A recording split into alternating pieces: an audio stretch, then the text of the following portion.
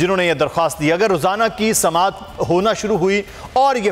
اگر یہ فیصلہ حکومتی جماعت کے خلاف آ جاتا ہے تو پھر کیا ہوگا؟ دیکھا جی، اصولی طور پر جو الیکشن ایکٹ 2017 کا جو سیکشن 204 ہے اور 210 ہے، 212 ہے، 213 ہے، یہ سارے فارغ فنڈنگ کے بارے میں باقاعدہ اس کی انٹرپریٹیشن دی ہوئی ہے۔ اب جو الیکشن کمیشن پاکستان کے ظاہر ہے کہ وہ 26 نومبر سے جو ہو رہی ہے، وہ ایک اسکروٹنی کمیٹی کے اجلاس ہو رہا ہے، وہ الیکشن کمیشن پاکستان کا بھی اجلاس نہیں ہو رہا۔ ابھی اسکروٹنی کمیٹی نے جو تمام documents state bank of Pakistan, auditor general Pakistan, accountant general Pakistan, اسی طرح تمام جو ڈاکومنٹس جو ہے وہ انہوں نے انکوائری کی، باقاعدہ انویسٹیگیشن، ان کے باقاعدہ ریکارڈ جو ہے وہ حاصل کیا گیا،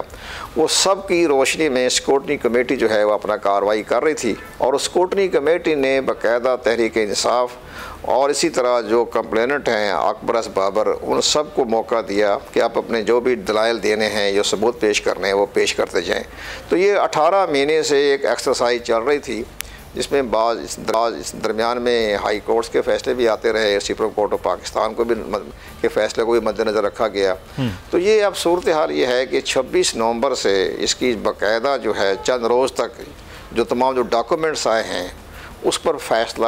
انہوں نے ایک اسکروٹنی کمیٹی نے کرنا ہے۔ اب اسکروٹنی کمیٹی جو ہے وہ ڈے ٹو ڈے ہر روز اپنا فیصلہ کرے گی۔ تمام ڈاکومنٹس ان کے پاس سے آلریڈی پہلے پہنچے ہوئے ہیں، اس چند روز میں وہ اپنی ایک کسی نتیجے پہ پہنچ جائیں گے۔ جب وہ کسی نتیجے پر پہنچ جائیں گی اسکروٹنی کمیٹی جیسے قانون کے مطابق، آئین کے مطابق، تو پھر وہ اپنی رپورٹ جو ہے الیکشن کمیشن آف پاکستان کو پیش کرے گی۔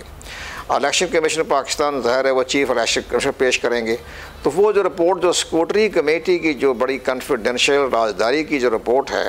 وہ اپنی فائنڈنگ جو انہوں نے دینی ہے، وہ اس کی بیس پر پھر الیکشن کمیشن پاکستان جو ہے وہ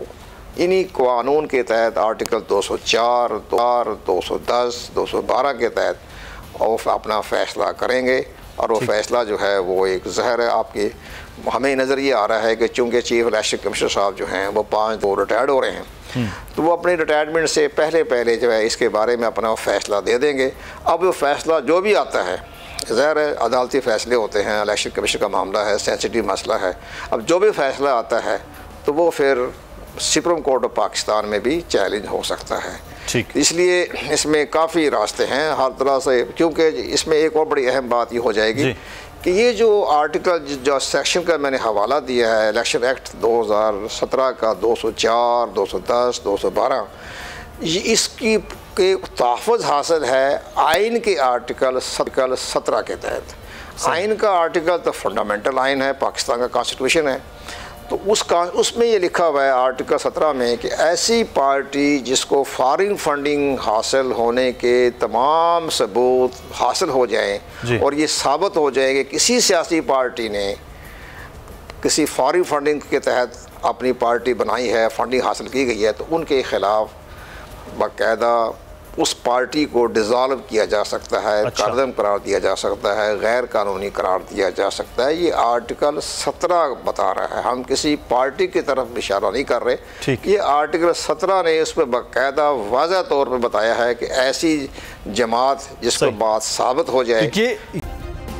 سبسکرائب کریں اور بیل دبائیں تاکہ کوئی خبر رہ نہ جائے۔